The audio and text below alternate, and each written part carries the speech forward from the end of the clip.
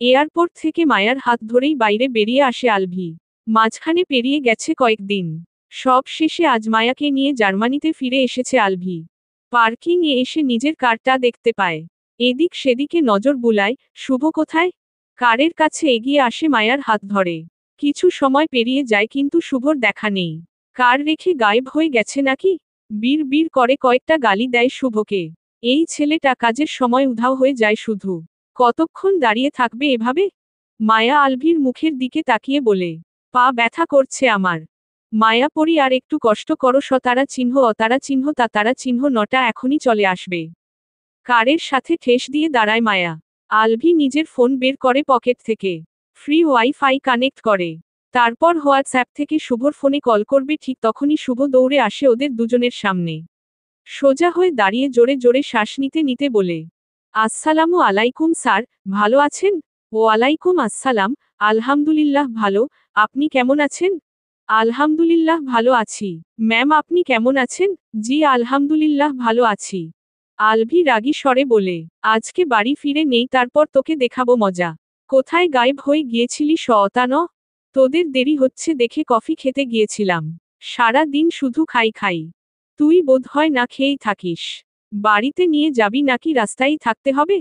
কারের ডোর খুলে দেয় শুভ। মায়াকে আগে বসিয়ে তারপর আলভি বসে। শুভ সুটকেসটা ডিকিতে তুলে রেখে ড্রাইভিং সিটে বসে। একটা ঘন্টা পর গন্তব্যে এসে পৌঁছায় আলভিদের কার। কার থেকে নেমে আসে সবাই। আলভি শুভর পেছনে দাঁড়িয়ে শুভর পাছায় লাথি দিয়ে বলে, তোর জন্য আমার বউকে কষ্ট করতে হয়েছে। শুভ আলভির পাছায় আরেকটা লাথি দিয়ে বলে, তোদের জন্য আমি রোদের মধ্যে 2 ঘন্টা বসেছিলাম। তোরা আসছিলি না দেখে কফি খেতে গিয়েছিলাম। আলভি আরেক লাথি দিয়ে বলে, 1 নাম্বারের মিথ্যুক, এসির ঠান্ডা বাতাসে বসে বলছিস রোদের মধ্যে ছিলি। শুভ সুটকেস বের করে বাড়ির ভেতরের দিকে এগিয়ে যেতে যেতে বলে, যা তোর সাথে ব্রেকআপ। মায়া শুধু দুজনের কাহিনী দেখছে, তবে বুঝতে পারছে না কিছু। প্রথমে আপনি আপনি বলে কথা বলল দুজন, একটু পর থেকেই আবার তুই তুকারি করে কথা বলছে। এখন আবার একে অপরকে লাথি দিচ্ছে, তাও আবার পাছায়। আলভি মায়ার হাত ধরে বলে, ভেতরে চলো। বাড়ির দিকে তাকিয়ে দুজন ছেলেকে দেখতে পায় মায়া, যারা ফুল হাতে দাঁড়িয়ে আছে ওদের দুজনের থেকে একটু দূরে, হয়তো ওকেই ওয়েলকাম করতে দাঁড়িয়ে আছে। এগিয়ে আসতেই দুজনে মায়াকে ওয়েলকাম জানিয়ে ফুলের তোড়া মায়ার হাতে তুলে দেয়। এরা দুজন বোধহয় এই বাড়ি আর আলভির কেয়ারটেকার। ফুল হাতে আলভির সাথে ভেতরে প্রবেশ করে মায়া। ওদের বাড়ির চেয়ে অনেক বড় এই বাড়িটা। আলভি একা থাকার জন্য এত বড় বাড়ি কিনেছে। ড্রয়িং রুমটা অনেক বড় আর সুন্দর। সবকিছুই লাইট কালার, যার ফলে সবকিছু আরো বেশি সুন্দর লাগছে। আলভি সাথে বেডরুমে এসে দাঁড়ায়। বেডরুমটা পরিপাটি, গোছানো আর মন শান্ত করে দেওয়ার মতো সুন্দর। বোরকা হিজাব খুলে শাওয়ার নিয়ে ফ্রেশ হয়ে নাও, ভালো লাগবে তাহলে। মায়া হাতের ফুলগুলো রেখে বোরকা হিজাব খুলে রাখে। সুটকেস খুলে নিজের ড্রেস বের করে। আলভি আলমারি থেকে টাওয়েল বের করে দেয়। মায়া ওয়াশরুমে প্রবেশ করে। আলভি গায়ের শার্ট খুলে বাস্কেটে রাখে, হাতের ঘড়িটাও খুলে জায়গা মতো রাখে। তারপর ডিভানের উপর বসে পকেট থেকে ফোন বের করে বাংলাদেশে কল করে বাবার ফোনে। রিসিভ হতেই কথা শুরু করে, জানায় ভালোভাবেই পৌঁছেছে দুজন, কোনো সমস্যা হয়নি। পরে আবার কল করবে বলে লাইন বিচ্ছিন্ন করে ফোন চার্জে লাগায়। ফ্রেশ হয়ে খাবার খেয়ে দুজনেই শুয়ে পড়ে। লম্বা জার্নিতে দুজনেই ভীষণ ক্লান্ত হয়ে আছে। এখন লম্বা ঘুম আর লম্বা বিশ্রামের দরকার।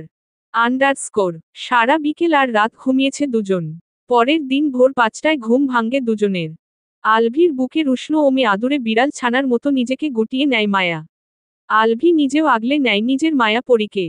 মায়ার এলোমেলো চুলে হাত বুলিয়ে আদুরে গলায় ডাকে আলভি। মায়া পরি, সকাল হয়ে গেছে। হোক, আজ অফিসে যেতে হবে আমাকে। আজকে না গেলে হয় না? না গেলে যদি হতো তাহলে তো আসতামই না। মায়া আলভির বুক থেকে মুখ তুলে আলভির মুখের দিকে তাকায়। ডিম লাইটের আলোয় স্পষ্টই বোঝা যাচ্ছে আলভির চেহারা। আর 30 মিনিট। আচ্ছা। পুনরায় আলভির বুকে মুখ গুজে দেয় মায়া। কাচুমাচু হয়ে আলভির সাথে মিশে আছে, পারলে বোধহয় আলভির বুকের ভেতরেই ঢুকে যেত। আলভি যদি মায়াকে রেখে আসতো কিভাবে থাকতো মায়া? আলভিকে ছেড়ে কেঁদে কেঁদেই তো বোধহয় মরে যেত। আলভি মায়ার প্রতি যতটা আসক্ত তার চেয়ে অনেক বেশি আসক্ত হয়ে গেছে মায়া আলভির প্রতি। আলভিকে ছাড়া একটা সেকেন্ড কল্পনা করতে পারে না এখন। আলভি চিত হয়ে শুয়ে মায়াকে নিজের বুকের উপর তুলে নেয়। মায়ার লম্বা লম্বা খোলা চুলগুলো পেছনের দিকে ঠেলে দিতে দিতে আলভি বলে, তুমি আমার সাথে অফিসে যাবে? মায়া মুখ তুলে তাকায়, তারপর উপর নিচ মাথা নাড়ায়, যাবে। আলভি মায়াকে বুকের উপর রেখেই শোয়া থেকে উঠে বসে। মায়া আলভির কোলে বসে দুই পা দিয়ে আলভির কোমর পেঁচিয়ে ধরে, দুই হাতে পেঁচিয়ে ধরে গলা। আলভি মায়াকে কোলে নিয়েই বেড থেকে নেমে দাঁড়ায়, ওর গলা জড়িয়ে ধরে আর কোমর পেঁচিয়ে ধরে ঝুলে থাকে মায়া।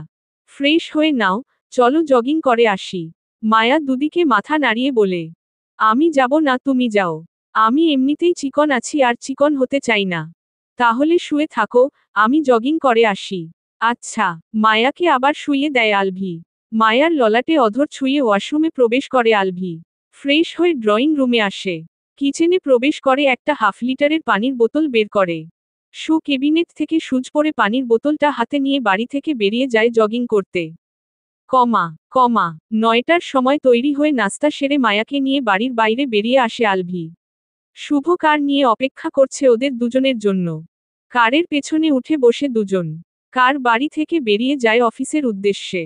শুভ আলভির পিএ প্লাস ভার্সিটি ফ্রেন্ড। দুজনেই বাংলাদেশের হওয়ায় বন্ধুত্বপূর্ণ সম্পর্ক গড়ে উঠেছিল।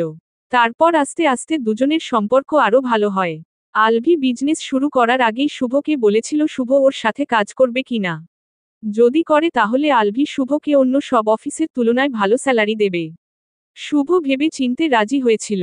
অফিসে দুজন বসো আর পিএ, অফিসে শুভ আলভিকে স্যার আর আপনি আপনি বলে কথা বলে।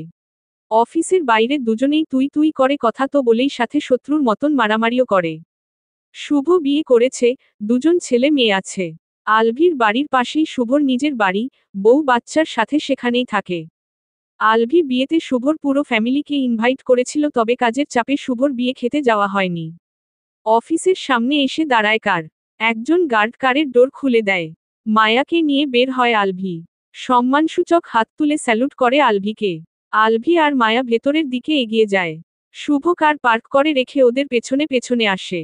আলভির সাথে মেয়ে, তার উপর আবার মায়ার পরনে বোরকা হিজাব, সবাই তাকিয়ে আছে ওদের দুজনের দিকে। আলভি সকলের দিকে নজর দিতেই সবাই নিজেদের নজর সরিয়ে কাজে মনোযোগ দেয়। আলভি মায়াকে নিয়ে নিজের কেবিনে আসে। চেয়ার টেনে মায়াকে নিজের পাশে বসায়। শুভ কয়েকটা ফাইলস এনে আলভিকে দেখাচ্ছিল, এর মধ্যে কেবিনের ডোর নক হয়। তিনজনেই ডোরের দিকে তাকায়। আলভি অনুমতি দিতেই ভেতরে প্রবেশ করে একটি মেয়ে। মায়া মেয়েটির দিকে তাকায়, পরনে ওয়েস্টার্ন ড্রেস, তবে মার্জিত। কাঁধের নিচ অবধি থাকা চুলগুলো খোলা রয়েছে। দেখতে বলিউড নায়িকাদের মতো, লম্বাও সেরকমই। গা থেকে রূপ সৌন্দর্য যেন ঠিকরে পড়ছে। এই মেয়েটার কথাই বোধহয় বলেছিল আলভি।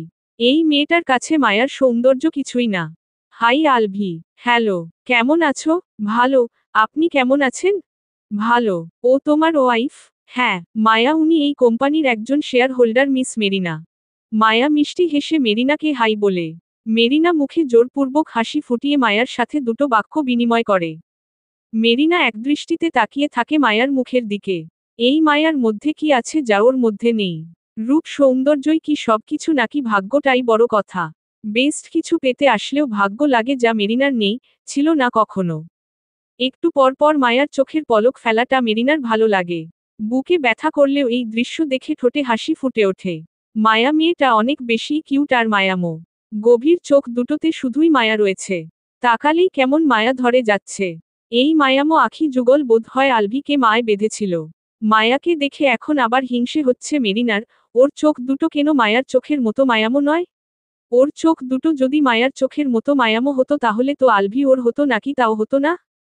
মেরিনা আলভির দিকে তাকিয়ে বলে, আসছি তাহলে, মিটিং রুমে দেখা হচ্ছে।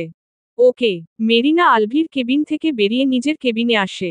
আগে মেরিনার বাবা অফিসে আসলেও এখন মেরিনা আসে। ওর বাবার দায়িত্ব এখন মেরিনার। মেরিনা ফোন হাতে নিয়ে ডায়াল লিস্ট থেকে একটা নাম্বার খোঁজে। হয়তো অনেক নিচে পড়ে গেছে নাম্বারটা। প্রায় 2 মিনিট পর নাম্বারটা খুঁজে পায়। একবার রিং হয়ে কেটে যায়, রিসিভ হয় না। দ্বিতীয়বার কল করবে কি করবে না ভাবতে ভাবতে আবার ডায়াল করে, আর সাথে সাথেই রিসিভ হয়। ফোনে স্পিকার দিয়ে মুখের সামনে ধরে রাখে ফোন। ফোনের অপর পাশ থেকে ভেসে আসে গমগমে পুরুষালী গলার স্বর। হেই মেরিনা, কেমন আছো? ভালো। এতগুলো দিন পর আমার কথা মনে পড়ল? মেরিনা বলে না কিছু। ফোনের অপর পাশ থেকে বলে, কিছু বলবে? বলার থাকলে বলে ফেলো। বলার ছিল কিছু? আমি তো শোনার জন্যই অপেক্ষায় আছি। আপনি আপনার ফ্যামিলি নিয়ে রাতে আমাদের বাড়িতে আসুন। অপর পাশ থেকে কোনো সাড়া শব্দ আসে না। হয়তো মেরিনার কথা শুনে বাক্যহারা হয়ে গেছে। কথা বলছেন না কেন মিস্টার চৌধুরী? আপনি আমার ফ্যামিলিকে ইনভাইট করছেন? হ্যাঁ, কিন্তু কেন? আমি আপনাকে বিয়ে করতে রাজি। আপনার ফ্যামিলিকে নিয়ে রাতে আমাদের বাড়িতে এসে বিয়ের ডেট ফিক্সড করে যাবেন। আমি এই মাসেই বিয়ে করতে চাই। সত্যি? একদম। তাহলে রাতেই বউ সেজে অপেক্ষা করো, একেবারে তুলে নিয়ে যাব আমার বাড়ি। ভালো থাকবেন, রাতে দেখা হচ্ছে তাহলে। লাইন বিচ্ছিন্ন করে চেয়ারে হেলান দিয়ে চোখ বন্ধ করে নেয় মেরিনা। হুট করে কি হয়েছে কে জানে। ওরও এখন বউ সাজতে ইচ্ছে করছে, আলভির জন্য সাজতে পারেনি তো কি হয়েছে? অন্য কারো জন্য সাজবে। আলভিকে দেখিয়ে দেবে, আলভিকে ছাড়া মেরিনাও সুখে থাকতে জানে অন্য কারো সাথে। কমা কমা অফিস থেকে বাড়িতে ফিরতে ফিরতে বিকেল 5:30 যায় আলভি আর মায়ার। ওদের দুজনকে বাড়িতে রেখে শুভ নিজের বাড়িতে চলে যায়। রুমে এসে দুজনেই ফ্রেশ হয়ে নেয়। মায়া ভেজা চুলগুলো না শুকিয়েই বেডে উঠে শুয়ে পড়ে। আলভি মায়ার কাছে এসে ওকে টেনে তুলে বসায়। এলোমেলো চুলগুলো পেছনে ঠেলে দিয়ে মায়ার চেহারায় ক্রিম লাগিয়ে দেয়। কোলে তুলে এনে ডিভানের উপর বসিয়ে হেয়ার ড্রায়ার দিয়ে চুলগুলো শুকিয়ে দেয় নিজেই। তারপর চুলগুলো ব্রাশ করে বেঁধে দেয় উঁচু করে। মায়ার ভালো লাগে আলভির এই কেয়ারগুলো। বিয়ের পর থেকে মায়া নিজের হাতে চুল ব্রাশ করে না, মুখে ক্রিম লাগায় না, চুলগুলো শুকায়ও না। সেই ছোটবেলার মতন এলোমেলো হয়ে থাকে। আলভি নিজেই পরিপাটি করে নেয় নিজ দায়িত্বে। মায়ার রুমও এলোমেলো করে রেখে দেয়, আলভি নিজেই রুম গোছায় রুম। আলভিকে বিরক্ত করার একটা চান্সও মিস করে না মায়া, কিন্তু আশ্চর্যের বিষয় হচ্ছে কোনোভাবেই আলভিকে বিরক্ত করতে সক্ষম হয় না মায়া। এই ব্যাটা চুপচাপ সবকিছু মুখ বুজে বিনা বাক্যে মেনে নেয়। আলভি নিজের চুলগুলো শুকিয়ে ব্রাশ করে নেয়। একটু পরেই রুমের ডোর নক হয়, আলভি ডোর খুলে কফির মগ দুটো হাতে নিয়ে রুমের ভেতরে চলে আসে। মায়া আলভির দিকে তাকিয়ে বলে, আমরা কেউ তো কফি চাইনি, তাহলে কফি দিয়ে গেল কেন? ওরা জানে আমি কখন কি খাই, তাই আলাদা করে বলতে হয় না। মায়া ঠোঁট দুটো গোল করে, ও ও ও বলে। আলভি একটা কফির মগ মায়ার হাতে দেয়। তারপর মায়ার পাশে বসে বাম হাতে মায়ার কোমর পেঁচিয়ে ধরে কফির মগে চুমুক দেয়। কফি খাওয়া শেষ করে বাংলাদেশে কল করে মায়া। মেয়ের কল পেয়ে খুশি হয়ে রিসিভ করেন আহনাফ মাহমুদ। বাবার মুখ দেখতেই মায়ার চোখ দুটো ছলছল করে ওঠে। মনের জমানো কথাগুলো কেমন যেন দলা পাকিয়ে যায়। আহনাফ মাহমুদ ফোনের স্ক্রিনে তাকিয়ে হাসি মুখে বলেন, কেমন আছিস মা? আলভি কোথায়?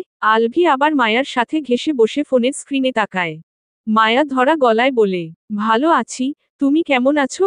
আলহামদুলিল্লাহ ভালো। আম্মু কোথায়? মেহবুবা মেহের স্বামীর হাত থেকে ফোন নিয়ে মুখের সামনে ধরেন। মাকে দেখেই মায়ার দুই চোখ বেয়ে টপটপ করে পানি গড়িয়ে পড়তে শুরু করে।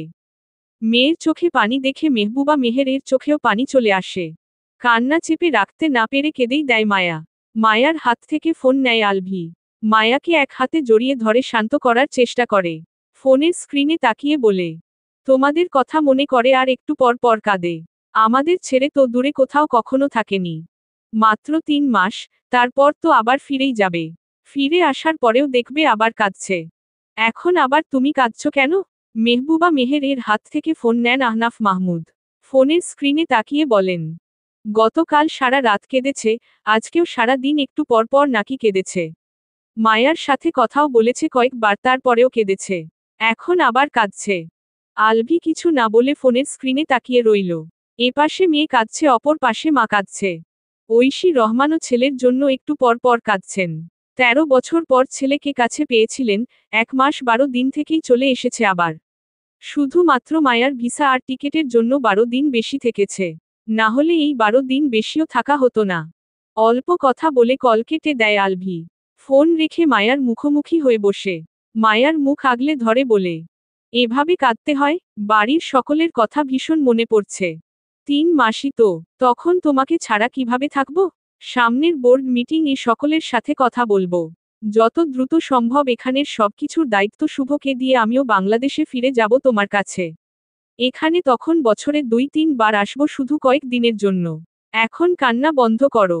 আন্ডারস্কোর জার্মানিতে এসেছে আজ 5ম দিন। আলভির বাড়িতে আজ জাঁকজমকপূর্ণ বিরাট বড় পার্টির আয়োজন করা হয়েছে।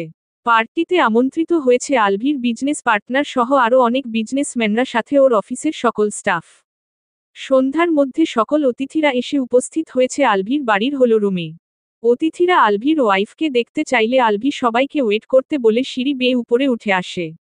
নিজের রুমে এসে দেখে মায়া চুপচাপ বসে আছে। মায়ার পাশে বসে আছে শুভর ওয়াইফ। মায়ার পরনে হোয়াইট বারবি গাউন, সাথে অফ হোয়াইট হিজাব বাঁধা। মায়াকে দেখতে আজ পুরোপুরি পরীর মতোই লাগছে। মায়ার দিক থেকে চোখ ফেরানো দেয়। আলভি মায়ার হাত ধরে দাঁড় করাই। গাউনের ভারে মায়া ঠিকভাবে হাঁটতেও পারছে না। এর আগে এত ভারী ড্রেস কখনো পরেনি। একে তো ভারী গাউন, তার উপর পড়েছে হিল।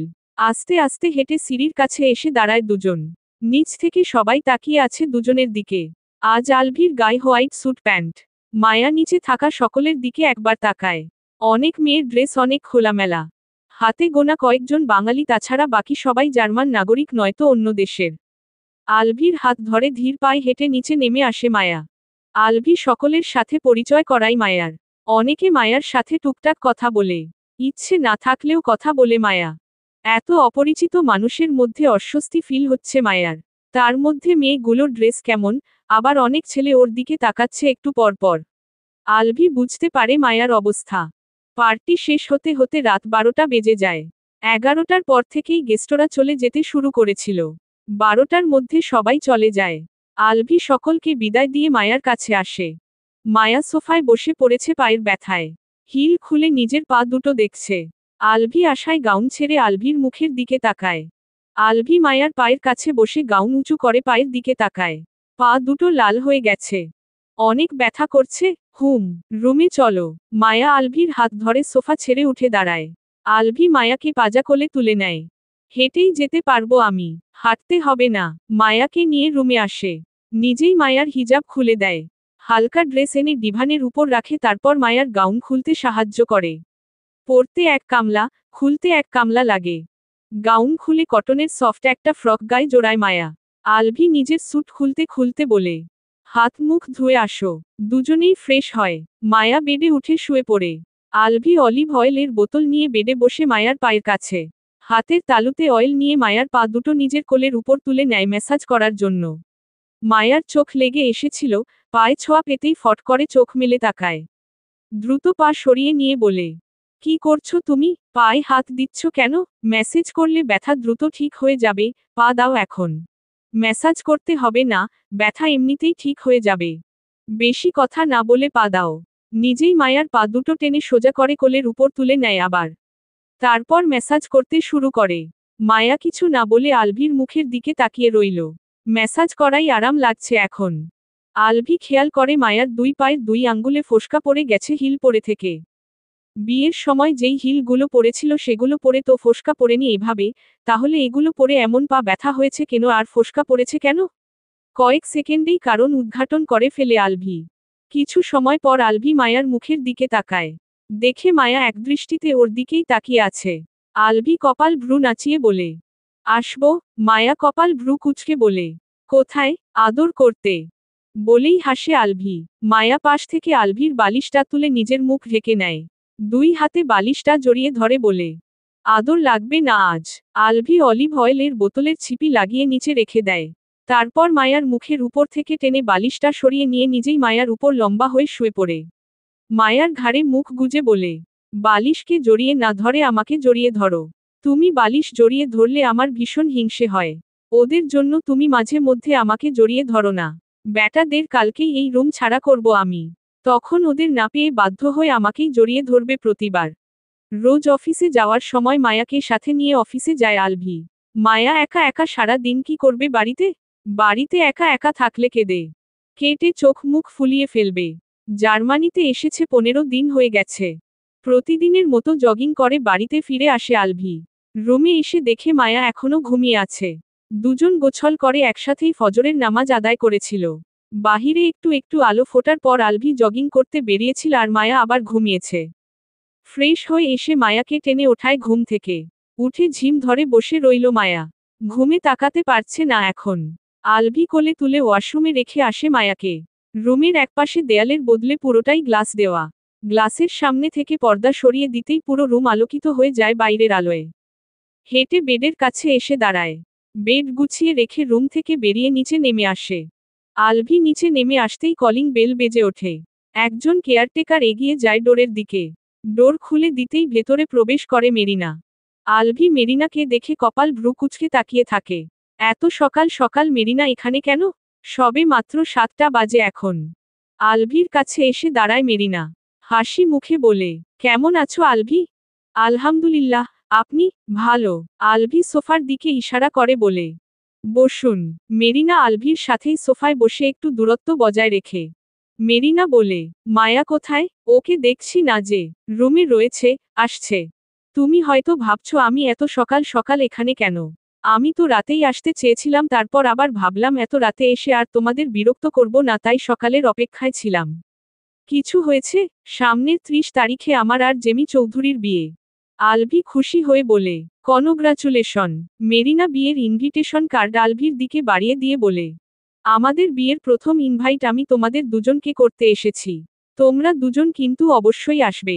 তোমাদের দুজনের অপেক্ষায় থাকবো আমি। ইনশা আল্লাহ অবশ্যই আসব। আসি তাহলে, ভালো থেকো। আগামীকাল অফিসে দেখা হচ্ছে। ব্রেকফাস্ট করে যাও। No thanks. জেমি অপেক্ষা করছে আমার জন্য। মেরিনা বেরিয়ে যায় বাড়ি থেকে। আলভি বিয়ের কার্ডের উপর নজর বুলায়। মেরিনা বিয়ে করছে শুনে খুশিই লাগছে। মায়া নিচে নেমে এসে আলভির দিকে তাকায়, তারপর আবার হাতে থাকা কার্ডের দিকে তাকায়। কিসের কার্ড এটা? আলভি মুখ তুলে মায়ার মুখের দিকে তাকায়। মায়াকে টেনে কোলের উপর বসিয়ে ঘাড়ে থুতনি ঠেকিয়ে বলে, মেরিনার বিয়ের কার্ড।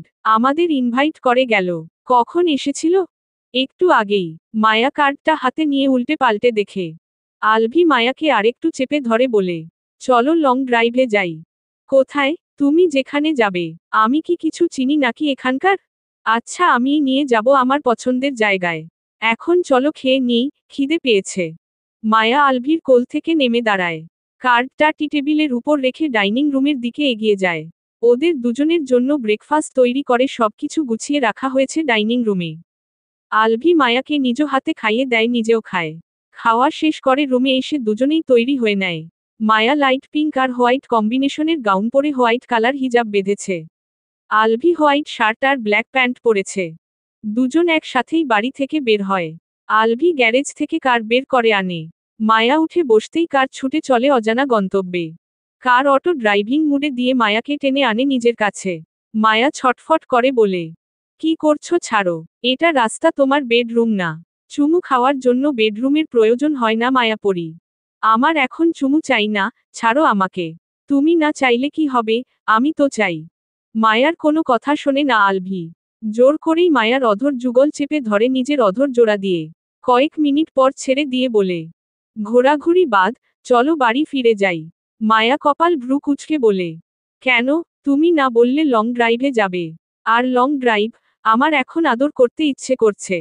মায়া আলভির কাছ থেকে দূরে সরে এসে নিজের সিটে বসে আবার সিট বেল্ট লাগাতে লাগাতে বলে, এমন কিছু করলে আগামী 1 মাস তুমি আমার ধারে কাছেও আসবে না।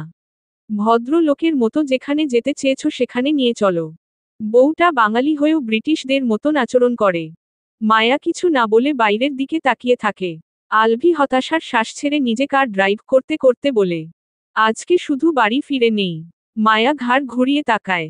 বাড়ি ফিরে কি করবে? আদর। সুর ধরে টেনে টেনে বলে কথাটা। মায়া আবার বাইরের দিকে তাকিয়ে বলে, জিকির শুরু করেছে আদর আদর। আল্লাহর নামটাও তো নিতে পারো। ও আল্লাহ, তোমার এই বান্দির মনে একটু দয়া মায়া দাও। জামাইকে শুধু ব্ল্যাকমেইল করে কথায় কথায়। আমার একটা কথাও শোনে না। খালি ভয় দেখায় আমাকে। বড় বড় চোখ করে তাকায় মায়া। বোঝাই যাচ্ছে আলভির কথা শুনে সেই লেভেলের অবাক হয়েছে। কমা কমা ঘুরে ফিরে মাঝরাতে বাড়ি ফিরে আসে দুজন। ডিনার সেরেই এসেছে, এখন শুধু ফ্রেশ হয়ে শুতে পারলেই হয়। দুজনেই ভীষণ টায়ার্ড। দুজনের সারা দিন আজ অনেক ভালো কেটেছে। দুজন একসাথেই শাওয়ার নেয়। মায়া ভেজা চুল নিয়েই শুয়ে পড়তে চাইলেও আলভি শুতে দেয় না। হেয়ার ড্রায়ার দিয়ে চুল শুকিয়ে তারপর শুতে দেয়। ওর ছোট ছোট চুলগুলো ফ্যানের বাতাসেই শুকিয়ে গেছে। লাইট অফ করে মায়াকে বুকে জড়িয়ে ধরে নিশ্চুপ হয়ে যায়। আন্ডারস্কোর আজ 30 তারিখ, মেরিনা আর জেমির বিয়ে। কমিউনিটি সেন্টারে বিয়ের আয়োজন করা হয়েছে। মায়া আলভি সেন্টারের ভেতর প্রবেশ করে, একে অপরের হাত ধরে। বিয়ে পড়ানোর সময় হয়ে আসে। মেরিনার হাত ধরে ওর বাবা স্টেজে নিয়ে আসে মেরিনাকে। মেরিনা আজ পশ্চিমাদের মতো করে বউ সেজেছে, তবে ভীষণ সুন্দর লাগছে দেখতে। সকলের নজর মেরিনার দিকে। মেরিনা জেমির দিকে একবার তাকিয়ে সামনে দাঁড়িয়ে থাকা সকলের দিকে তাকায়। সকলের সামনেই মায়া আলভি একে অপরের হাত ধরে দাঁড়িয়ে ওর দিকে তাকিয়ে আছে। দুজনকে ম্যাচিং ড্রেসে ভীষণ সুন্দর লাগছে দেখতে। দুজনকে পাশাপাশি সব সময় সুন্দর লাগে। এরা দুজন একে অপরের জন্যই তৈরি। মেরিনার আজও মনে হচ্ছে আলভি ওর হলে কি এমন ক্ষতি হতো। এরকম ভাবাটাও এখন অন্যায়। দুজনের দিক থেকে চোখ সরিয়ে জেমির দিকে তাকায় আবার। এখন থেকে ওর সব ভাবনায় সব সময় জেমি থাকবে। ও যাকে ভালোবেসেছে তাকে না পেল, ওকে যে ভালোবেসেছে সে তো ওকে পাবে। বিয়ে শেষ করে 9টার পর মেরিনা জেমি আর ওদের পরিবারের কাছ থেকে বিদায় নিয়ে সেন্টার থেকে বেরিয়ে আসে আলভি মায়া। শুভ ওদের দুজনকে বাড়ি পৌঁছে দিয়ে নিজের ফ্যামিলি নিয়ে নিজেদের বাড়িতে ফিরে যায়। মায়া ফ্রেশ হয়ে ড্রেসিং টেবিলের সামনে দাঁড়িয়ে মুখে ক্রিম লাগাচ্ছিল। আলভি এসে মায়ার পেছনে দাঁড়ায়। মায়ার উন্মুক্ত ঘাড়ে আঙ্গুল দিয়ে স্লাইড করে। মায়া বিরক্তি ভঙ্গিতে ঘাড় ঘুরিয়ে আলভির মুখের দিকে তাকিয়ে বলে, তোমার সমস্যা কি? সব সময় এমন করো কেন? দূরে সরো। আলভি দূরে সরে না, উল্টো মায়াকে ঝাপটে ধরে। মায়ার ঘাড়ে ঠোঁটে ছুঁয়ে কানের লতিতে চুমু খায়। ফিসফিস করে বলে, বাবু চাই। বাবুর নাম করে বারবার কাছে আসার বাহানা আমি কি বুঝি না নাকি? এত বুঝে কি হবে যদি হাসবেন্ডের মন বুঝতে না পারো? সবই বুঝি আমি। এখন আমার ঘুম পেয়েছে, ডোন্ট ডিস্টার্ব মি। আলভির কাছ থেকে নিজেকে ছাড়িয়ে নিয়ে বেডের দিকে আগায়। আলভি দ্রুত গিয়ে মায়ার জামার জিপার খুলে দেয়। মায়া ঘুরে দাঁড়িয়ে বলে, তুমি দিন দিন অশ্লীল হয়ে যাচ্ছ। বউয়ের সাথে রোম্যান্স করলে যদি অশ্লীল হয়ে যাই তাহলে আমি অশ্লীলই। এখন বেশি কথা না বলে কাছে আসো, আদর করি। মায়াকে টেনে নিজের উন্মুক্ত বুকের সাথে মিশিয়ে উঁচু করে বেডের দিকে আগায়। সময় গড়ায়, দিন, সপ্তাহ, মাস পেরিয়ে যায়। দেখতে দেখতে প্রায় 3 মাস হয়ে গেল মায়া জার্মানিতে এসেছে। আজকে রাত 8টায় মায়ার ফ্লাইট। এখন বিকেল 3:30। সব কিছু প্যাকিং করা হয়েছে সকালেই। আলভি বড় বড় সুটকেস 3টা ড্রয়িং রুমে এনে রাখে। তারপর আবার রুমে ফিরে আসে। মায়া ওয়াশরুমে রয়েছে, শাওয়ার নিচ্ছে। আলভি নিজেও ওয়াশরুমের ভেতরে প্রবেশ করে। শাওয়ার নিয়ে বেরিয়ে আসে দুজন। রোজকার মতন আলভি নিজেই মায়ার চুলগুলো মুছে হেয়ার ড্রায়ার দিয়ে শুকিয়ে দেয়। তারপর নিজের চুলগুলোও শুকিয়ে নেয়। মায়ার চুলগুলো ব্রাশ করে খোপা বেঁধে দেয় নিজেই। আগে খোপা বাঁধতে পারত না, এখন শিখে গেছে। যত্ন করে মায়ার চেহারায় ক্রিম লাগিয়ে দেয়। হাতে, গলায়, পায়ে লোশন দিয়ে দেয়। গোলাপি ঠোঁট জোড়ায় নিজেই লাইট লিপস্টিক দিয়ে দেয়। আর একটু ঝুঁকে ঠোঁট জোড়ায় বেশ অনেকগুলো চুমু খায়। মায়া ফ্যাল ফ্যাল করে তাকিয়ে আছে আলভির দিকে। ওর ভেঙে চুরে কান্না আসছে। কান্না আটকে রাখার কারণে চোখ মুখ লাল হয়ে উঠছে আবার। আলভি মায়াকে দাঁড় করায়, তারপর শক্ত করে জড়িয়ে ধরে। আলভিকে জড়িয়ে ধরে ফুপিয়ে ওঠে মায়া। মায়া কাঁদলেও আলভি কাঁদতে পারছে না, ছেলেদের যে কাঁদতে নেই। একে অপরকে জড়িয়ে ধরে রেখেই অনেকটা সময় পেরিয়ে যায়। আলভির ফোনে রিং বেজে ওঠে। মায়াকে জড়িয়ে ধরে রেখেই বেডের কাছে এগিয়ে এসে ফোন হাতে তুলে নেয়। শুভ কল করেছে, রিসিভ করে কানে ধরে বলে, বল, কখন বের হবি? 5টায়। 5টা বাজতে আর 25 মিনিট বাকি আছে। ড্রয়িং রুমে সুটকেস রাখা আছে, ওগুলো কারে তোলো, আমরা আসছি একটু পর। আচ্ছা। কল কেটে ফোন আবার বেডের উপর রেখে দেয়। আলভি হাত বাড়িয়ে টিস্যু বক্স থেকে টিস্যু পেপার নেয় হাতে। বুক থেকে মায়ার মুখ তুলে 2 গাল মুছিয়ে দেয়। টিস্যু ফেলে 2 হাতে আগলে ধরে মায়ার মুখ। মায়া হেঁচকি তুলতে তুলতে আলভির মুখের দিকে তাকিয়ে থাকে। নিজের মুখ আগলে ধরে রাখা আলভির হাত দুটো শক্ত করে আঁকড়ে ধরে। চোখ দুটো দিয়ে ঝোড়ো করে পানি গড়িয়ে পড়ছে। হাত দিয়ে আবারও গাল মুছিয়ে দেয় আলভি। মায়ার সারা মুখে অসংখ্য চুমু খায়। মায়ার কপালের সাথে কপাল ঠেকিয়ে চোখে চোখ রেখে বলে, কেঁদো না, তুমি কাঁদলে আমি নিজেকে সামলাতে পারবো না। মায়া কাঁদতে কাঁদতে বলে, তুমি চলো আমার সাথে। যাব তো, নতুন অফিসের কাজ শেষ হতে আর 2.5 থেকে 3 মাস সময় লাগবে। ওটা চালু হলেই আমি ফিরে যাব তোমার কাছে। 13 বছর অপেক্ষা করতে পেরেছ, এখন 3টা মাস পারবে না?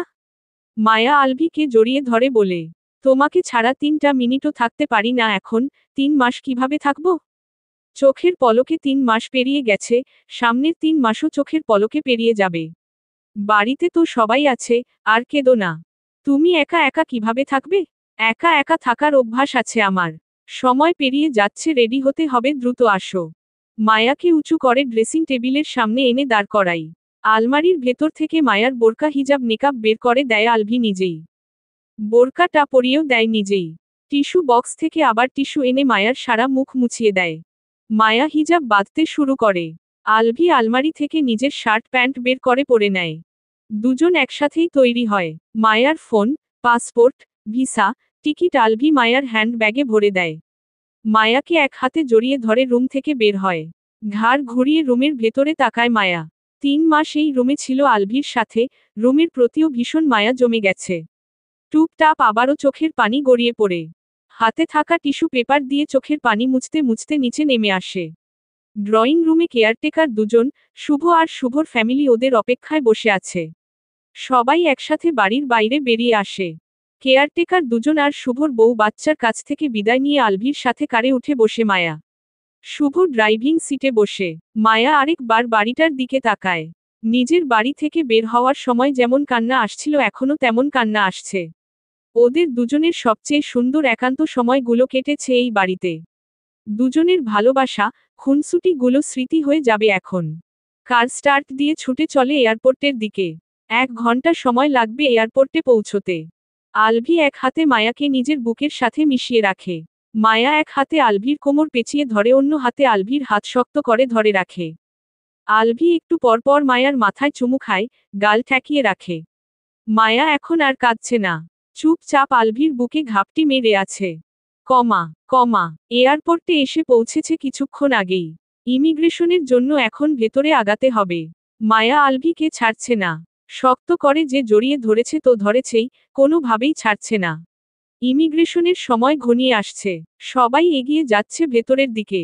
আলভি মায়ার মাথায় হাত বুলিয়ে থেমে থেমে বলে, মায়া পরি শান্ত হও, দেরি হয়ে যাচ্ছে, ভেতরে যেতে হবে। 3 মাসই তো, দেখবে চোখের পলকে পেরিয়ে গেছে। শান্ত হও আর ভেতরে যাও।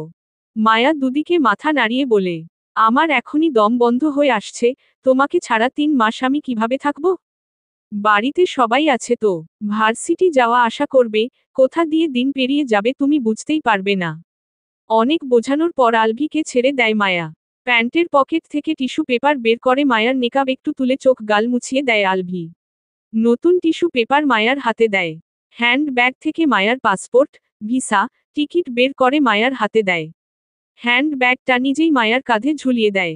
ট্রলি মায়ার হাতে ধরিয়ে দিয়ে ভেতরের দিকে পাঠিয়ে দেয়। এগিয়ে যেতে যেতে বেশ কয়েকবার পেছনে ফিরে তাকায় মায়া। আলভি মুখে মাস্ক আর চোখে সানগ্লাস পরে ওর দিকে তাকিয়ে আছে। দুদিনেই দুজনের দৃষ্টি সীমানার বাইরে চলে যায়। 8টার পর আলভি চোখ মুছতে মুছতে এয়ারপোর্টের ভেতর থেকে বেরিয়ে আসে। পার্কিং এ দাঁড়িয়ে আছে শুভ। শুভকে দেখে সানগ্লাস আবার পরে নেয় আলভি। শুভ কারের ডোর খুলে দেয়। আলভি মুখে কিছু না বলে হাত দিয়ে পেছনের ডোর খুলে দিতে বলে। শুভ পেছনের ডোর খুলে দিতেই কোনো কথা না বলে সোজা কারে উঠে বসে আলভি। শুভ নিজেও কিছু না বলে ড্রাইভিং সিটে বসে কার স্টার্ট দেয়। আলভি মাহিরের ফোনে মেসেজ পাঠিয়ে দেয়, মায়ার ফ্লাইট টেক অফ করেছে। প্লেন ফ্লাই করার পরেই আলভি এয়ারপোর্ট থেকে বেরিয়ে এসেছে। যতক্ষণ মায়া এই দেশের মাটিতে ছিল ততক্ষণ আলভি আগের মতোই দাঁড়িয়ে ছিল। প্লেন ফ্লাই করার পরেই বাইরে বেরিয়ে এসেছে। কার গেট পেরিয়ে ভেতরে প্রবেশ করে। আলভি কার থেকে নেমে সোজা বাড়ির ভেতর প্রবেশ করে। কোনো দিকে না তাকিয়ে নিজের রুমে এসে ডোর লক করে দেয়। মায়াহীন রুমের চারদিকে নজর বুলিয়ে হাঁটু মুড়ে বসে পড়ে ফ্লোরে।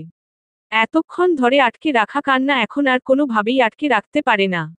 মায়ার নাম ধরে ডাকতে ডাকতে 2 হাতে মুখ ঢেকে ঝোড়ো করে কেঁদে ওঠে। আজকের মতো এত কষ্ট এই জীবনে বোধহয় আর অনুভব হয়নি।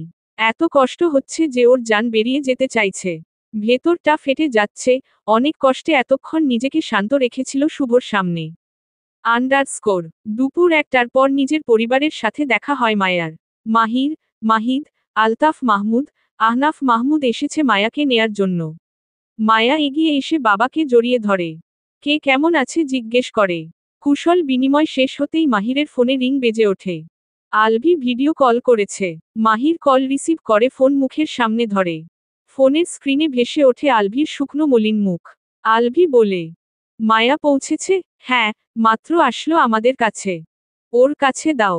মায়ার কাছে ফোন দেয় মাহির। মায়া ফোনের স্ক্রিনে তাকিয়ে আলভির শুকনো মলিন চেহারা দেখতে পায়। মায়ার চোখ দুটো পানিতে টুইটুম্বর হয়ে যায়। আলভি মায়ার চোখ দুটো দেখেই বুঝতে পারছে একটু আগেও মায়া কেঁদেছে, এখন আবার কেঁদে দেবে। আলভি জড়ানো গলায় বলে, কেমন আছো? মায়া কিছু না বলে ফোনের স্ক্রিনে তাকিয়ে থাকে। আলভি আবার বলে, খারাপ লাগছে? মায়া একটা কথাও বলতে পারে না, শুধু দুদিকে মাথা নাড়ায়, খারাপ লাগছে না। ফোনের স্ক্রিনে তাকিয়ে থাকতে থাকতে কেঁদে ওঠে মায়া। আলভি কল কেটে দেয়। মাহির বোনের হাত থেকে ফোন নিয়ে এক হাতে বোনকে আগলে ধরে এয়ারপোর্ট থেকে বের হওয়ার জন্য আগায়। সাথে বাকি 3 জন আগায়। আলভি মেসেজ পাঠিয়েছে, বাড়িতে গিয়ে ফ্রেশ হয়ে মায়াকে কল করতে বলেছে। আলভি বেড থেকে নেমে দাঁড়ায়। সারা রাত ঘুমোতে পারেনি। চোখ বন্ধ করলেই এয়ারপোর্টের দৃশ্যটুকু চোখের সামনে ভেসে উঠছে। এত দিনের কাটানো স্মৃতিগুলো ভেসে উঠছে। গা ম্যাজম্যাজ করছে এক রাতেই। একটুও ভালো লাগছে না। মায়ার কান্না দেখে ওরও কান্না আসছে। অফিসে যাওয়ার জন্য তৈরি হয়ে বসেছিল এতক্ষণ। শুভ আসে আলভির রুমে। আজকে একটু দ্রুত অফিসে যেতে হবে। শুভ আলভির অফিসের ব্যাগ হাতে নিয়ে আলভির সাথে রুম থেকে বেরিয়ে যায় অফিসে যাওয়ার জন্য। কমা কমা মায়াদের বাড়ির মেন গেট পেরিয়ে ভেতরে প্রবেশ করে কার। সিঁড়ির উপর মেহবুবা মেহের দাঁড়িয়ে আছেন মেয়ের অপেক্ষায়। কার ভেতরে প্রবেশ করতে দেখেই সিঁড়ি থেকে নিচে নেমে আসেন। একে একে সবাই বেরিয়ে আসে কারের ভেতর থেকে। মায়া মাকে দেখেই দ্রুত এসে জড়িয়ে ধরে। কারের শব্দ পেয়ে বাড়ির ভেতর থেকে বাকিরাও বেরিয়ে আসে। বাইরে দাঁড়িয়েই সকলের সাথে কথা বলে। মান্তাসাকে কোলে তুলে নিয়ে সকলের সাথে ভেতরে প্রবেশ করে মায়া। সোফায় এসে বসে সবাই। মায়া আক্তার মায়ার জন্য শরবত বানিয়ে নিয়ে আসে। শরবত খেয়ে সকলের সাথে আরও কিছু সময় কাটিয়ে রুমের দিকে এগিয়ে যায়। রুমে এসে বোরকা হিজাব খুলে শুয়ে পড়ে বেডে। ভীষণ ক্লান্ত লাগছে এখন। মেহবুবা মেহের মায়াকে ডেকে বলেন, ফ্রেশ হয়ে খাবার খেয়ে শুয়ে থাক। ভালো লাগছে না আম্মু, পরে খাবো। তোমরা সবাই খেয়ে ওঠো। তোকে রেখে কেউ খাবে? তুই উঠে হাত মুখ ধুয়ে ফ্রেশ হয়ে আয়, আমি তোর জন্য রুমে খাবার নিয়ে আসছি। ক্লান্ত মায়া উল্টো পাশ ফিরে শুয়ে বলে, 1 ঘন্টা পর নিচে যাব, এখন একটু শুয়ে থাকি। মেহবুবা মেহের বসে রইলেন মেয়ের পাশে। হাত বাড়িয়ে মেয়ের মাথায় হাত বুলিয়ে দেন। মায়ার ফোন বেজে ওঠে। মেহবুবা মেহের মায়ার ব্যাগ থেকে ফোন বের করে দেখেন আলভি হোয়াটসঅ্যাপে কল করেছে। ফোন মায়ার হাতে দিয়ে রুম থেকে বেরিয়ে যান। মায়া কল রিসিভ করে। দুজনের মুখ শুকনো মলিন। কেউ কোনো কথা না বলে একে অপরের মুখের দিকে তাকিয়ে থাকে। মায়ার চোখ বেয়ে টপটপ করে পানি গড়িয়ে পড়তে শুরু করে। অল্প কিছু সময় পার হতেই ফুপিয়ে ফুপিয়ে কাঁদতে শুরু করে। আলভি ফোনের স্ক্রিনে হাত বুলায় কিন্তু মায়াকে ছুতে পারে না, আর না পারে মায়ার চোখের পানি মুছিয়ে দিতে। আলভির চোখ বেয়েও পানি গড়িয়ে পড়ে। টেবিলের উপর ফোন রেখে টিস্যু দিয়ে দ্রুত চোখের পানি মুছে নেয়। লম্বা লম্বা শ্বাস টেনে নিয়ে পানি খায়। তারপর আবার ফোন মুখের সামনে ধরে। মায়ার কান্না বেড়ে গেছে। আলভি নিজেকে স্বাভাবিক দেখানোর চেষ্টা করে বলে, একা একা না থেকে সকলের মাঝে বসে থাকো তাহলে ভালো লাগবে। মায়া বলে না কিছু। শোয়া থেকে ওঠো, উঠে ফ্রেশ হয়ে খাবার খাও। খেয়ে সকলের সাথে সময় কাটাও। এভাবে একা একা থাকলে কেঁদে কেঁদে অসুস্থ হয়ে পড়বে। মায়া তবুও কিছু বলে না। আলভি টিস্যু দিয়ে আবার চোখ মুছে নিয়ে বসা থেকে উঠে দাঁড়ায়। আমার মিটিং আছে, পরে কল করব আবার। উঠে ফ্রেশ হয়ে খাবার খাও। আবার কল করে যেন না দেখি এভাবে শুয়ে আছো একা একা। যাও মায়া পড়ি, কাঁদে না আর। তুমি কাঁদলে কিন্তু আমিও কেঁদে দেব। পুরো ফ্যামিলিকে কাছে পেয়েও কাঁদছো আর আমি এখানে একা একা থেকেও কাঁদছি না। মায়া কান্না গিলে থেমে থেমে বলে, কাঁদছো না তাহলে চোখ মুখ এমন কেন? বউয়ের কান্না দেখে কি আমি হাসব? 24 ঘন্টাও হয়নি তোমার কাছ থেকে এসেছি। আমার মনে হচ্ছে কয়েক বছর ধরে তোমার কাছ থেকে দূরে রয়েছি। সকলের কাছে গিয়ে বসো তাহলে আর এমন মনে হবে না। রাখছি, মিটিং শেষ করে কল করব আবার। আলভি কল কেটে দেয়। মায়া ফোনের ওয়ালপেপারে থাকা আলভির ফটোর দিকে তাকিয়ে থাকে একদৃষ্টিতে। 2 চোখ বেয়ে ঝোড়ো করে পানি গড়িয়ে পড়তে শুরু করে আবার। কেমন দম বন্ধ হয়ে আসছে, অস্থির লাগছে। বারবার আলভির কাছে ফিরে যেতে ইচ্ছে করছে। প্রিয় মানুষের কাছ থেকে দূরে থাকা এত কষ্টদায়ক কেন? শাওয়ার নিয়ে ফ্রেশ হয়ে নিচে নেমে আসে মায়া। ওকে দেখে সবাই ওর দিকে তাকায়। ওর জন্য এখনো না খেয়ে বসে আছে সবাই। রাইটার সানা শেখ। গল্পের পরবর্তী পার্ট আগে পড়তে সানা শেখ পেজটি লাইক ফলো দিয়ে রাখবেন তাহলে পরবর্তী পার্ট পোস্ট করার সাথে সাথেই পেয়ে যাবেন। সকলের সাথে ডাইনিং টেবিলে খাবার খেতে বসে মায়ে। খাবার মুখে দেওয়ার সময় মনে পড়ে আলভি সকালে খেয়েছে? জিজ্ঞেস তো করল না খেয়েছে নাকি। খায়নি বোধ হয়, খেলে চোখ মুখ অমন শুকনো শুকনো লাগতো না। মায়ার গলা দিয়ে আর খাবার নামতে চায় না। মেহবুবা মেহের মায়ার মাথায় হাত বুলিয়ে বলেন, রান্না ভালো হয়নি? মায়া ভাত মুখে পুরে বলে, না, রান্না মজা হয়েছে। খাচ্ছিস না কেন তাহলে? এত রাস্তা জার্নি করেছি তো তাই ভালো লাগছে না। ঘুম পাচ্ছে এখন, সারা রাত ঘুমোতে পারিনি। খাবার খেয়ে রুমে গিয়ে ঘুমা তাহলে ভালো লাগবে। হুম। প্লেটের অর্ধেক খাবার খেয়ে আর খায় না মায়া। হাত ধুয়ে পানি খেয়ে সোফায় এসে বসে মান্তাসার পাশে। মান্তাসা মাংস খাচ্ছে ছোট ছোট দাঁত দিয়ে ছিঁড়ে ছিঁড়ে। হাতের মুঠোয় থাকা মাংসের টুকরো মায়ার মুখের দিকে বাড়িয়ে দিয়ে বলে, কাও, আমি তো খেয়েই আসলাম, তুমি খাও এখন। ছোট আব্বু কই, নিয়ে আতনি, নিয়ে আসনি। তোমার ছোট আব্বু দিন পর আসবে। কেন? ছোট আব্বুর কাজ আছে যে তাই। ছোট আব্বুর কথা মনে পড়ে। ছোট আব্বুর কথা মনে পড়ে। কথাগুলো শেষ হতেই মান্তাসার চোখ দুটো পানিতে টুইটুম্বর হয়ে যায়। মায়া কোলে তুলে বুকে জড়িয়ে ধরে মান্তাসাকে। সানজিদা বলে, ভাইয়ার কথা বলতে গিয়েই ওই কয়েক দিন কেঁদে ভাসিয়েছে। এখনো বলতে বলতে কেঁদে দেয়। এখন তোমার ভাইয়ার কাছে গেলেও বারবার বলে, আব্বু ছোট আব্বুর কাছে যাব। আমাকে ছোট আব্বুর কাছে নিয়ে চলো। তোমাকেও অতবার মনে করে না যতবার ভাইয়ার কথা মনে করে কাঁদে। মায়া মনে মনে বলে, ও জাদু জানে ভাবি, কিভাবে নিজের মায় আটকে রাখতে হয় খুব ভালো করেই জানে। ওর চোখে মুখে জাদু আছে, ও পুরোটাই জাদু। তারপর মুখ ফুটে বলে, তাই তো দেখেছি এতদিন, কল করলেই ছোট আব্বুর কাছে দাও, ছোট আব্বুর কাছে দাও। কথা বলতে বলতেই কেঁদে দিত কোলে যাওয়ার জন্য। অথচ আমার সাথে 2 মিনিট কথা বলেনি। নাহার বেগম খাওয়া শেষ করে এসে মায়ার পাশে বসতে বসতে বলেন, আমার নাতির আদর সোহাগ খেতে খেতে দেখছি মোটা হয়ে গেছিস। দাদির কথা শুনে লজ্জা পায় মায়া। তবুও দমে না গিয়ে বলে, তোমার নাতির আদর সোহাগ খেয়ে মোটা হইনি দাদু। তোমার নাতির টাকায় খেয়ে খেয়ে মোটা হয়ে গেছি। আমার নাতির টাকায় তাহলে বরকত আছে, এতকাল খেয়ে তো মোটা হোসনি, নাতির টাকায় খেয়ে মোটা হয়ে গেছিস। এতকালও মোটাই ছিলাম আমি। আগের চেয়ে মাত্র 3 কেজি ওজন বেড়েছে। আন্ডারস্কোর। জার্মানি থেকে আসার পর প্রথম রাত মায়ের সাথে ঘুমিয়েছিল মায়া। মেহবুবা মেয়ের কাছে এসে ঘুমিয়েছিলেন। মেয়ের মন খারাপ, রাতে না ঘুমিয়ে যদি কাঁদে তাই মেয়ের সাথে শুয়েছিলেন, কিন্তু ক্লান্ত থাকায় এক ঘুমেই রাত পার হয়ে গিয়েছিল মায়ার। তারপর থেকে গত রাতগুলো মায়া একাই থেকেছে। রাতে আলভিকে পাশে না পেয়ে বারবার ঘুম ভেঙে গেছে। ঘুম থেকে উঠে মাঝরাতে বালিশে মুখ গুজে গুমরে গুমরে কেঁদেছে আলভির জন্য। আলভিকে এত বেশি মিস করে যে ভাষায় প্রকাশ করা যাবে না। পরিবারের সকলের সাথে থেকেও আলভিকে 1 মিনিটের জন্যও ভুলতে পারে না। আলভিকে ঠিক কতটা মিস করে মায়া নিজেও বুঝতে পারে না। আলভিকে ছাড়া রাতটা সবচেয়ে কঠিন লাগে মায়ার কাছে। এই রাত কেন আসে? মায়া খাওয়া দাওয়া সেরে 10টায় আলভির রুমে চলে আসে, যেটা এখন ওর রুম।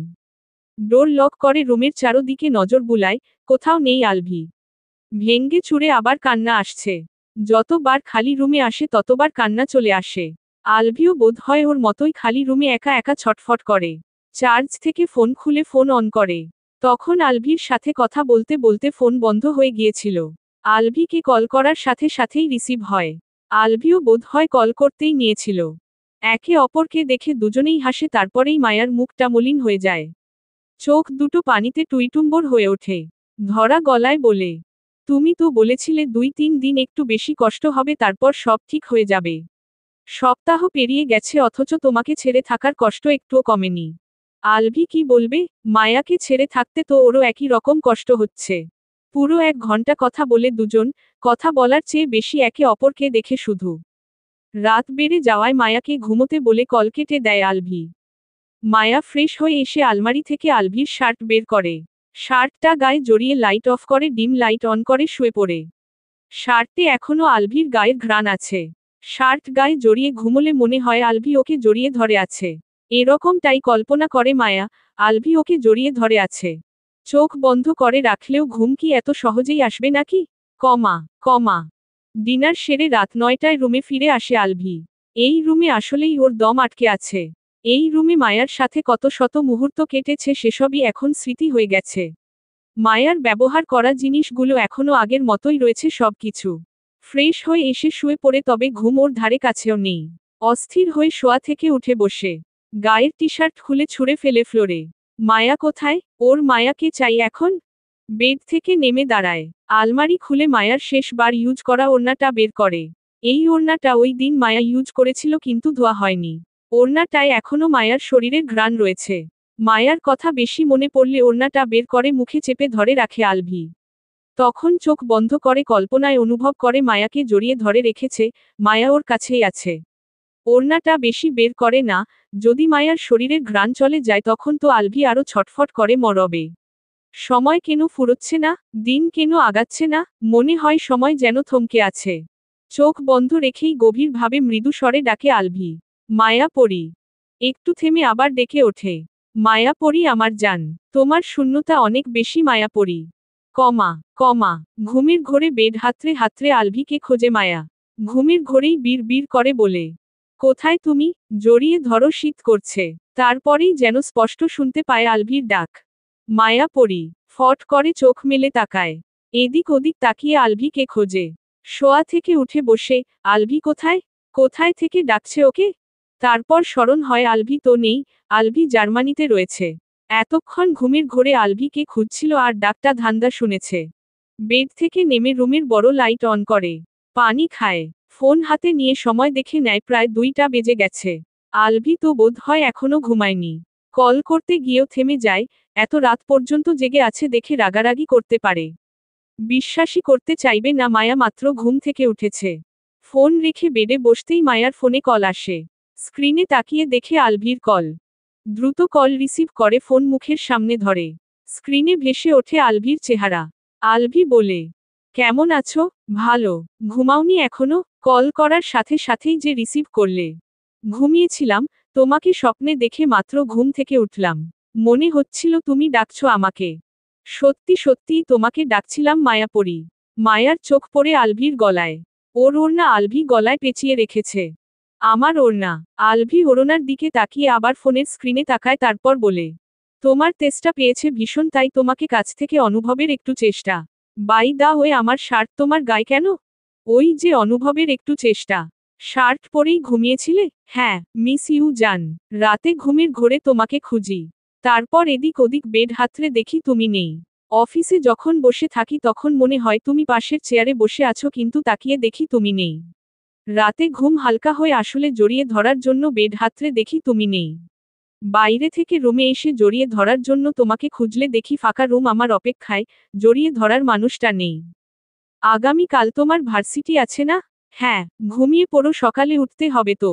ঘুম না হলে সারা দিন ভালো লাগবে না, মাথা ব্যথা করবে, ক্লাসেও মন বসবে না। এখন আর ঘুম আসবে না।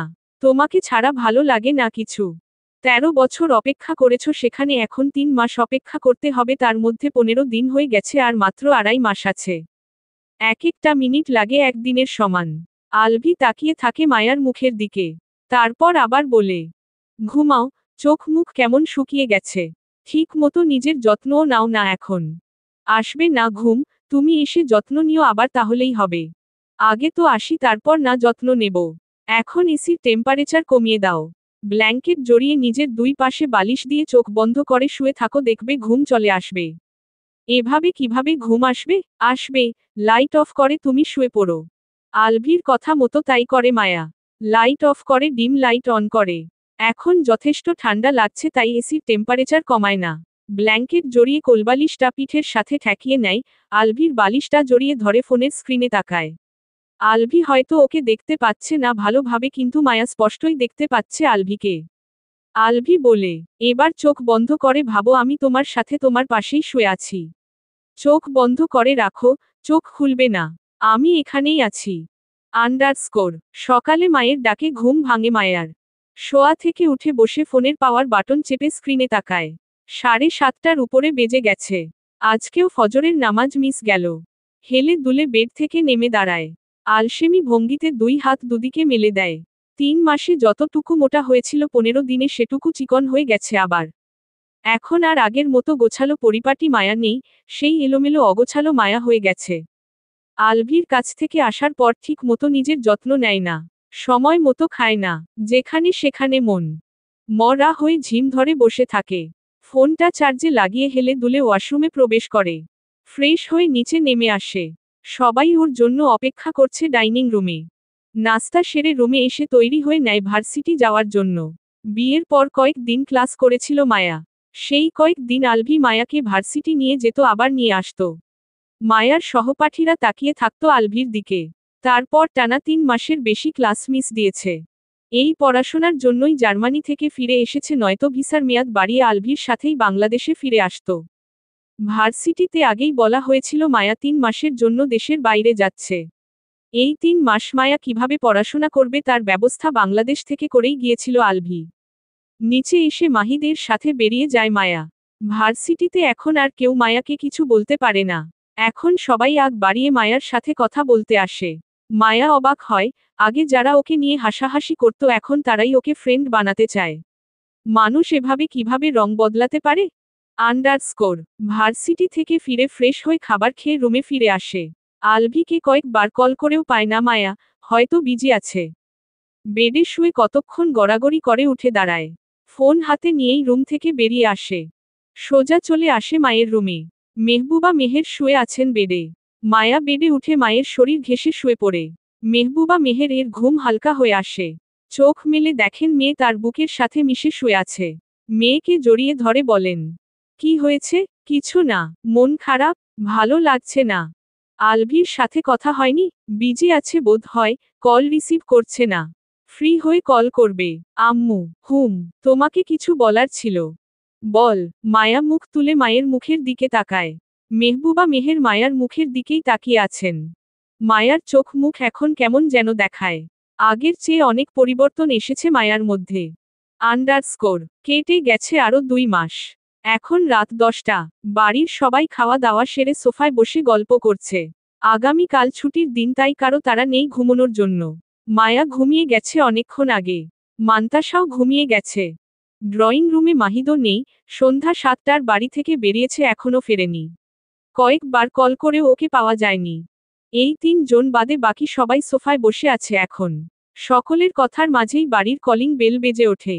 মাহির বসা থেকে উঠে ডোরের দিকে এগিয়ে যায়। নিশ্চয়ই মাহিদ এসেছে, তাছাড়া এত রাতে অন্য কেউ আসবে না। ডোর খুলে মাহির অবাক। ডোরের সামনে আলভি দাঁড়িয়ে আছে। বড় ভাইয়ের অবাক হওয়া মুখের দিকে তাকিয়ে 2 হাত প্রসারিত করে জড়িয়ে ধরে বলে, সারপ্রাইজ। মাহির নিজেও জড়িয়ে ধরে খুশি হয়ে বলে, আজকে যে আসবি একবারও তো বললি না। বললে কি আর সারপ্রাইজ হতো নাকি?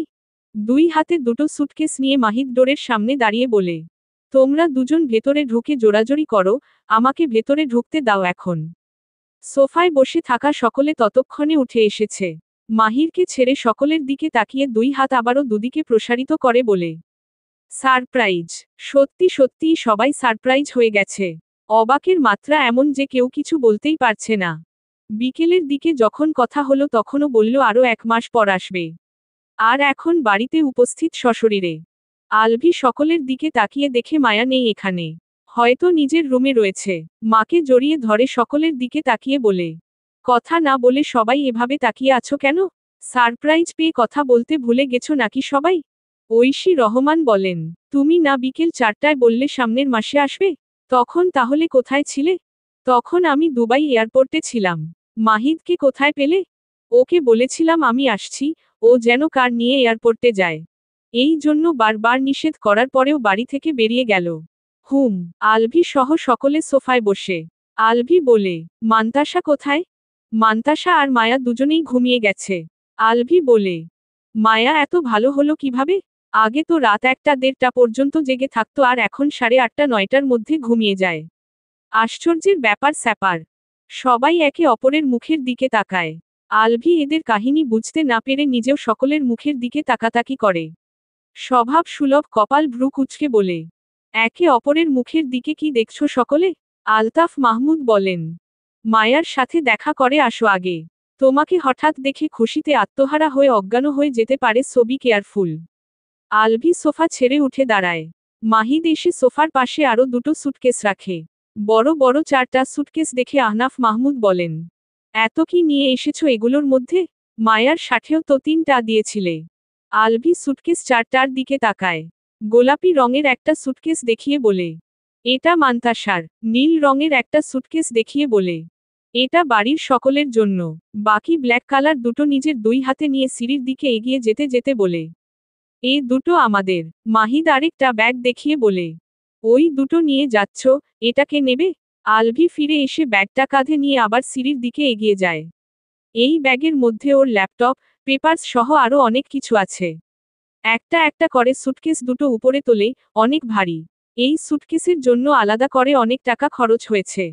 উপরে এসে সুটকেস দুটো টেনে নিয়ে নিজের রুমের সামনে এসে দাঁড়ায়। ডোর হাত দিয়ে ঠেলা দিতেই খুলে যায়। ভেতরে ডিম লাইটের নীল আলো জ্বলছে। ভেতরে প্রবেশ করে, ডোর লক করে দেয় ভেতর থেকে। সুটকেস ব্যাগ এক পাশে রেখে মায়ার শিয়রে এসে দাঁড়ায়।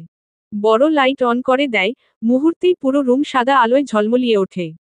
মায়ার মুখটা চোখের সামনে স্পষ্ট হয়। পা থেকে গলা অবধি ব্ল্যাঙ্কেট দিয়ে ঢাকা। বিভোর হয়ে ঘুমিয়ে আছে। আলভি হাঁটু মুড়ে বসে, হাত বাড়িয়ে মায়ার গালে হাত ছোঁয়ায়। ছোঁয়া পেয়ে কপাল ভ্রু কুঁচকে নেয় মায়া ঘুমের ঘোরেই। আলভি একটু উঁচু হয়ে মায়ার কপালে গালে ওষ্ঠ ছোঁয়ায়। মৃদুভাবে নড়ে ওঠে মায়া। কপাল ভ্রু আগের চেয়েও বেশি কুঁচকে নিয়েছে। আলভি মায়ার এক হাত বের করে মুঠো করে ধরে। আলভি মৃদু স্বরে ডাকে, মায়া পড়ি। মায়ার সারা শব্দ নেই।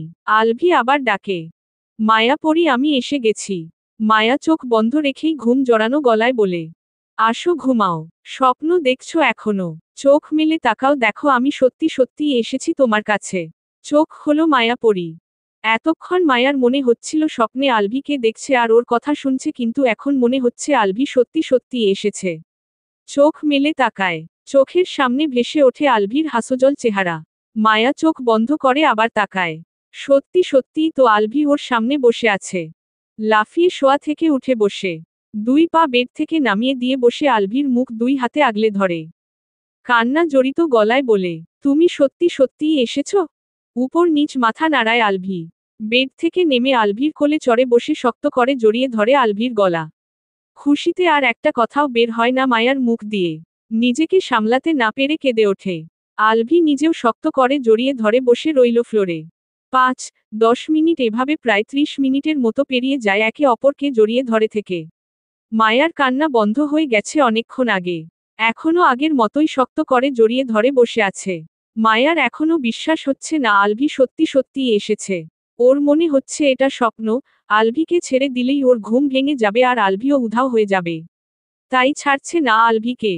আলভি মায়ার মাথায় পিঠে হাত বুলিয়ে বলে, মায়া পড়ি, তোমার মুখটা তো একটু দেখি। কতদিন ধরে সামনে থেকে তোমাকে দেখি না। তুমি সত্যি সত্যিই এসেছো নাকি এটা আমার স্বপ্ন কল্পনা? আমি সত্যিই এসেছি, এটা তোমার স্বপ্ন বা কল্পনা নয়। তুমি না বললে আরও 1 মাস পর আসবে। মিথ্যে বলেছিলাম তোমাদের সারপ্রাইজ দেওয়ার জন্য। মায়া আলভির গলা ছেড়ে কোল থেকে নেমে বসে ফ্লোরে। আলভি মায়ার মুখ আগলে ধরে দুই হাতে। গাল দুটো আগের চেয়েও বেশি ফুলে গেছে, গোলুমোলু হয়ে গেছে। এগিয়ে ঝুঁকে পড়ে মায়ার সারা মুখে অসংখ্য চুমু খায়। মনের তেষ্টা মিটিয়ে দেখতে শুরু করে। মায়া নিজেও তাকিয়ে আছে আলভির মুখের দিকে। আলভি আগের চেয়েও শুকিয়ে গেছে। মায়া আলভির গালে হাত রেখে বলে, আগের চেয়ে শুকিয়ে গেছো তুমি। তুমি আছো তো, এখন আবার আগের মতো হয়ে যাব। বিকেলে যখন তোমার সাথে কথা বললাম তখন তুমি কোথায় ছিলে? এত দ্রুত কিভাবে আসলে? তখন দুবাই এয়ারপোর্টে ছিলাম।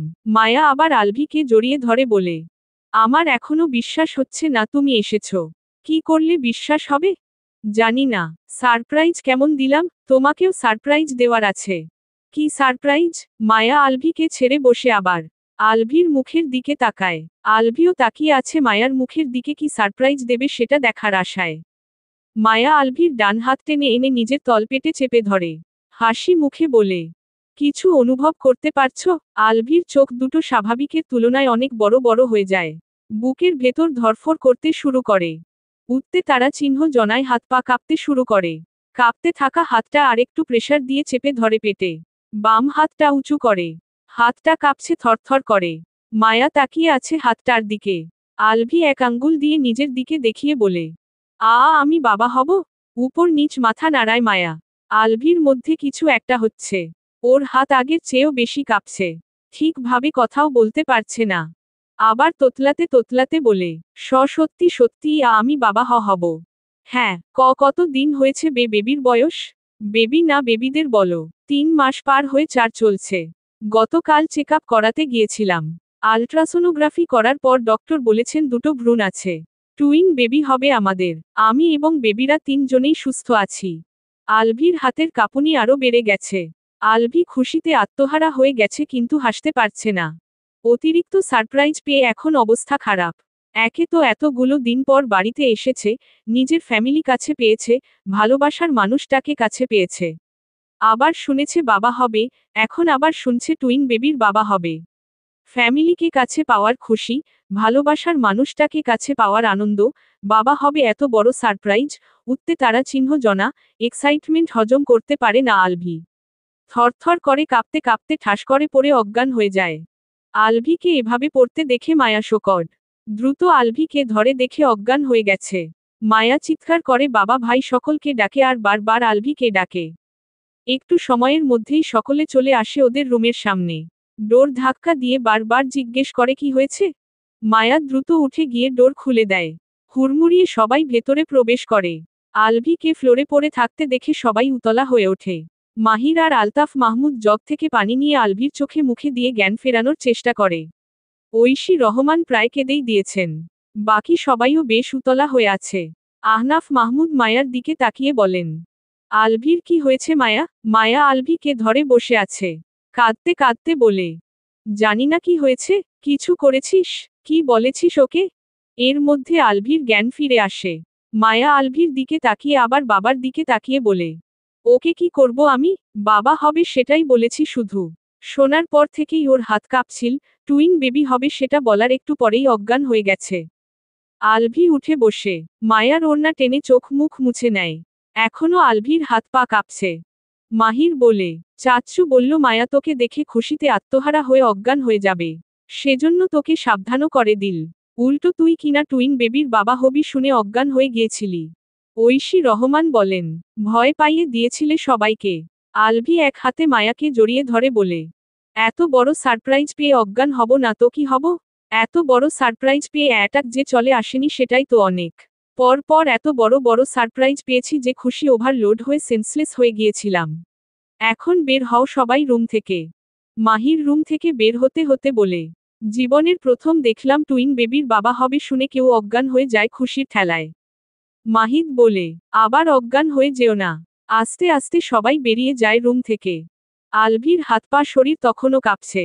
মায়াকে তুলে বেডে বসানোর চেষ্টা করে। তুলতে না পেরে বলে, পা ঝুলিয়ে বেডে বসো।